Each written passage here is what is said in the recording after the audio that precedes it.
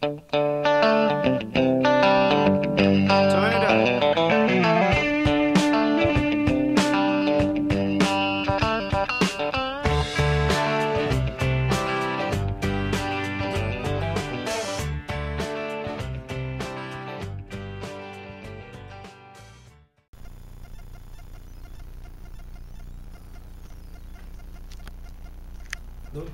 bienvenue dans cette nouvelle vidéo. Donc voilà, on est au Pinard, hein, petit château Pipo. Santé. Santé, bonheur, sexe et chaleur, joie dans vos sœurs. Bref. Donc, on est là aujourd'hui avec mon ami José. José qui est un psychopathe des couteaux. Non, je déconne. C'est plutôt un mec qui a quelques couteaux sympas, donc je trouvais ça intéressant. Donc il est aussi boucher de profession, donc je trouvais ça intéressant qu'il nous parle un petit peu de ses couteaux. Donc voilà, il va vous faire un petit topo et puis écoutez-le, un mec sexy comme ça, de toute façon on peut que l'écouter. Ah mais il me caresse sous la table en plus, quel pommeur. Enfin bref, José, c'est à toi. Oui, alors c'est une présentation très rapide des couteaux qui à mon avis peuvent être utiles quand on veut simplement s'équiper, parce qu'on a tous des couteaux comme ça.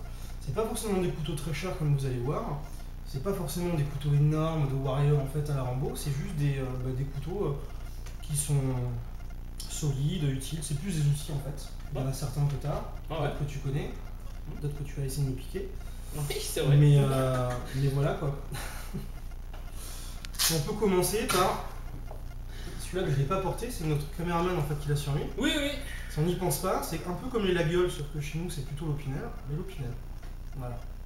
Ça c'est top. Hein. C'est passe-partout, Ouais. Ça coûte pas grand chose, ça coûte moins de 10 €. Là c'est une lame inox, donc ça tient très bien la coupe. Si vous faites contrôler par les gendarmes, il y a de grandes chances qu'il soit plus tolérant qu'avec c'est le couteau truc énorme. le battre, ça c'est le couteau de... Voilà. On s'excuse d'ailleurs d'avance, j'ai oublié pour faire des tests de coupe de prendre du jambon puis du saucisson. Oui. Mais on aurait pu voir que pour couper du saucisson ça suffit. Totalement. Voilà. Bien de grison, je suis pas sûr, faut un peu plus loin. Oh oui. Mais ça c'est super bien, ça prend pas de place. Et c'est des couteaux qui coûtent 10 € et que vous pouvez garder une vie. C'est vrai. Donc bon, après il y a manche. Ils ont sorti des couteaux survivalistes en Opinel. Le Outdoor numéro 8. Avec, j'en ai deux d'ailleurs. Parce que le point faible en fait, pour être tout à fait franc, de ces couteaux là, c'est le bois. Il a tendance en fait à gonfler quand c'est humide. La lame elle craint rien, mais le bois peut gonfler. Et voilà, donc ça super couteau. Et qui coûte pas grand chose. Et qui coûte pas cher. Dans la série des qui coûtent pas cher et tout le monde devrait en avoir un, c'est le Mora. Voire deux. Pareil, c'est pas hyper sexy.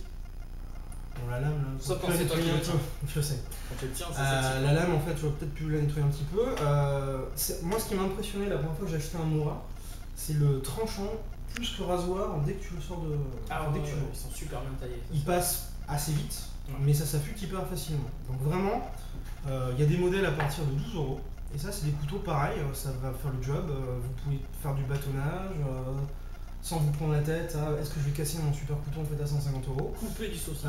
Offrez, achetez des Mora. Moi j'en ai un dans la voiture, j'en ai dans mes kits de décentralisation, j'en ai un en bob. Ça coûte vraiment pas cher, c'est plutôt bien foutu, c'est du basique. Mais ça marche très bien. Pardon, il fait soif. Pas mal ce petit set des mignons. C'est le monsieur qui l'a amené, il a bon goût. En même temps, on ne peut pas trop se tromper. Tu m'as dit que si je ne représentais pas 200 millions, je n'en ai pas. Exactement. Exactement. Autre couteau aussi qui a peut-être la réputation aux yeux de la branche survivaliste qui se transforme en herbe. Tu sais, ceux qui se mettent en treillis, camouflage. Ah etc. oui, les buissons. Les hommes buissons. Les hommes buissons. Parce que c'est pas impressionnant du tout. C'est juste le couteau de l'armée suisse. Autrement dit, le couteau suisse. Le Victorinox. Bon, ça c'est un modèle un tout petit peu évolué parce que y a un système pour bloquer la lame qui est quand même beaucoup plus sécuritaire. Un cran d'arrêt. Mais tu es fou. Oh non, je suis un voyou. Oui. En fait, je l'ai pas tellement pour la lame, mais quand on part en forêt, je l'ai toujours sur moi pour quelque chose d'assez basique, on va dire, mais ô combien utile. Et là, je vais pas y arriver parce qu'il y a trop de château Pico. Mais il y a une scie qui est absolument fabuleuse dessus. On monte de ce côté. Elle est là, regarde. peut la voir. Sympa comme ça, fais pas ta sucrée. Voilà. Bon, c'est un peu le bazar quand il faut nettoyer, parce qu'il y a 2 rangées dedans. Ouais. Mais ça, c'est pas impressionnant. Par contre, ça coupe très facilement des rondins comme ça. Ça, c'est vrai. Et à une vitesse qui est hallucinante. Comme beaucoup, j'avais acheté la scie pliante. Ouais, je l'ai aussi, ouais. Que j'ai dans mon bob, qui est beaucoup plus imposante que ça. Mais honnêtement, je vois pas une différence très notable. Non, c'est sûr qu'après, pour couper des rondins je sais pas, déjà Oui, quand tu vas sur du 20 cm d'envergure. Mais ça prend pas de place, et surtout, bah voilà, il y a le tire-bouchon qui est quand même un élément essentiel du survivalisme. Si tu veux boire du château Pipeau, il faut le tire-bouchon. Sinon t'es emmerdé. Obligatoire. Non, mais blague à part, on rigole, mais pour ceux qui n'ont pas forcément des budgets énormes, parce que ce qu'on a tendance en fait à oublier quand on voit plein de reviews de matériel, on sort des trucs hors de prix, faits par des hommes puissants. Des hommes puissants ou faits par des maîtres taillandiers, des maîtres forgerons, des japonais qui font des lames à 600 €. C'est génial, c'est parfait, c'est très beau, moi j'aime bien, j'ai des couteaux qui valent un certain prix. Mais quand on doit compter, moi je compterais plus sur un outil que sur une œuvre d'art. Et ça, clairement, vous partez juste avec ça. Vous en avez pour 12 €, 20 €, pour 30 €. Et vous pouvez faire face à quasiment toutes les situations en forêt, rien qu'avec ces 2 trucs-là. Oui, c'est vrai. Il y a des outils qui font plus rapidement, certes, mais déjà ça, c'est des trucs sur qui vous pourrez compter.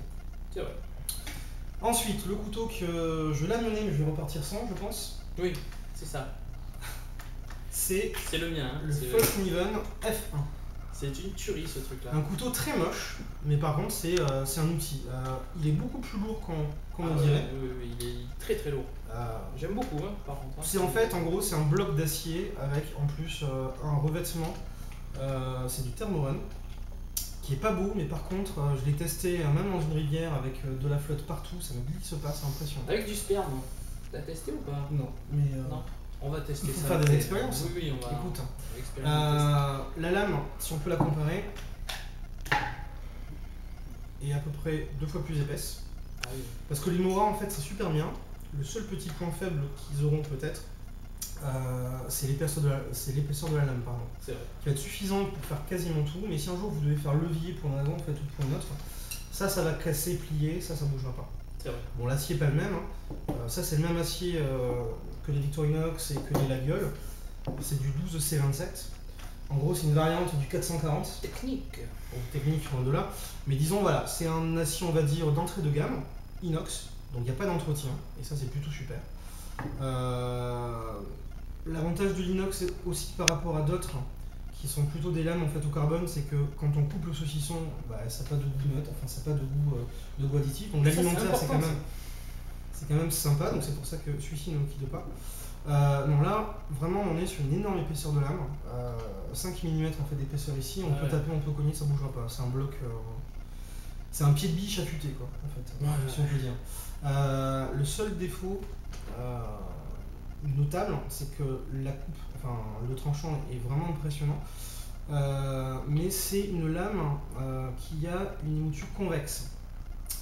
C'est-à-dire que pour l'affûtage, on ne peut pas utiliser l'affûteur que j'ai, qui est l'affûteur des feignasses. On va vous montrer ça après. Ouais, ça s'affûte avec du papier de verre et du papier abrasif. J'ai pas tenté encore. En même temps, l'acier est tellement dur et le fil tient tellement bien que ça fait 6 mois que je l'ai. Je suis allé en forêt 2-3 fois. Bon, là j'ai nettoyé, mais il y a pas mal de traces un petit peu sur la lame. Il est pas encore très bien, donc ça c'est plutôt sympa. Mais non, ça c'est du bon. C'est pas un couteau qui fait rêver. Hein. Non, mais j'adore. Honnêtement, j'adore. Mais dès qu'on le prend, on sent qu'il y a du bon matos et qu'il y a de la qualité derrière. Ah ouais, ça c'est du bon ça. Pour les Rambo en herbe, pareil, super qualité-prix de chez Cold Steel. Le fameux. Le Bushman, alors ça c'est le Bowie. Bushman. Qui fait un peu plus, qui fait un peu moins hétéro-curieux. C'est vrai. Et blague à part, c'est aussi plus pratique, moi je trouve, qu'une lame plus fine pour le bâtonnage. Ouais. Ça permet de jouer en fait avec les angles et tout, ça marche plutôt pas mal. Ça coûte 30 €. L'acier c'est du SK5, c'est un acier qui a été fait par Cold Steel, qui se rapproche un petit peu du 1095 qu'on verra plus tard sur le RAT. Là c'est un acier au carbone, qui est pas le plus dur du monde, par contre ça s'affûte avec un caillou quoi. Ça c'est vraiment impressionnant, c'est en forêt quand on n'a pas forcément de système d'affûtage. Vous prenez vraiment, faites un galet, puis je rigole pas, et vous le rendrez pas rasoir, mais vous pourrez vraiment faire des choses avec. Tu peux l'affûter quoi. Tu peux l'affûter hyper facilement. Il a deux particularités, c'est qu'en fait c'est pas vraiment un couteau, c'est plutôt en fait un épieu à la base. Ouais. C'est-à-dire que le manche est creux, c'est fait en bloc en fait. Vous pouvez coller dedans en fait un bout de bois, moi j'ai même un petit clou pour assurer un petit peu. Ou un sexe. Ou un sexe, un petit sexe. Petit sexe. Le sexe de Cyril. Exactement, j'ai pas un gros sexe. Et mais blague à part, alors sans servir de lance, j'ai testé, c'est un peu ridicule. Oui, j'ai Par testé contre, aussi, j'avais l'air d'un quoi. Voilà, Ouais, ça clairement, c'est pour ça d'ailleurs qu'on fait ce genre de test en forêt quand il n'y a pas grand monde qui nous regarde. Exactement. Mais blague à part par contre, quand il y a des ronces en fait, à découper et qu'on ne peut pas vraiment rentrer parce qu'on n'a pas forcément des vêtements faits anti-ronces ni rien, mettre juste un petit bout de bois de 50 cm, ça permet quand même d'avoir en fait une inertie et de pouvoir travailler un petit peu ou pour choper des fruits un petit peu en fait en hauteur. Bref, c'est pas pour ça du tout que je l'ai pris, parce que il a plutôt très bonne presse sur internet. Du fait surtout de son rapport qualité-prix qui à mon avis est imbattable. C'est comme les Mora quoi. Je veux dire 15 euros, ça 30 euros. Après c'est fabriqué en Chine. C'est fabriqué en Chine, donc, effectivement. mais c'est du très bon, très bonne lame. C'est vraiment, même fabriqué en Chine, enfin Cold Steel ça bouge pas quoi. Moi, je vous le conseille. Il y a du bon, il y a du moins bon, mais vraiment, et surtout c'est le genre de couteau, j'ai vu ça dans une review et j'ai trouvé ça très juste. Vu le prix, vu la solidité, t'as pas du tout peur de m'en foutre plein la mouille. C'est vrai. Tu vas comme un. Enfin, c'est vraiment impressionnant. Comme un interro curieux. Exactement. Le seul point faible, c'est le fourreau qui est vraiment chiant. Ouais. Il y a une grosse poche. Rappelons-le quand même que tu l'as quand même personnalisé. Ah, on reçoit il est nu. Merci, très bonne remarque. Écoute. Ça c'est obligatoire, simplement parce que, bon je vais pas le défaire parce que c'est chiant, mais la poignée est ronde et c'est en acier. Et le problème de la poignée qui est ronde, c'est que dès qu'on transpire des mains, ou dès que ça mouillé, le couteau il part. Ouais. Il est assez léger en plus, ce qui paradoxalement, il y a une lame qui est quand même assez impressionnante. Pour le bâtonnage ça va, mais pour la coupe à la volée c'est pas top, parce que justement en fait il n'y a pas d'inertie. Il est assez léger, mais ça reste quand même un couteau polyvalent et qui surtout vraiment, j'insiste là-dessus, s'aiguise hyper facilement. Vraiment, faites avec rien. C'est vrai. Il y a un revêtement qui est là pour le protéger parce que là, contrairement aux autres, on est sur un acier au carbone qui a plein d'avantages, mais qui peut s'oxyder. Et il s'oxyde super facilement. Mais après, un couteau, c'est comme tout outil, ça s'entretient.